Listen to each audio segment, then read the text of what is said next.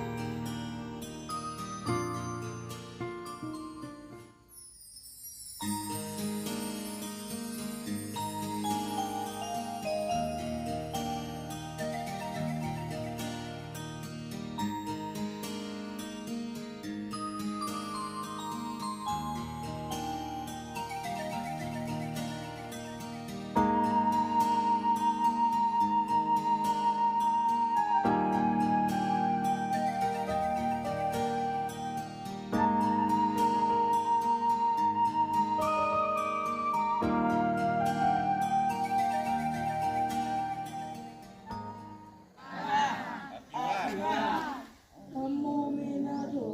พระธรรมเป็นที่พึ่งของเราอัญชลีวันทาอภิวาท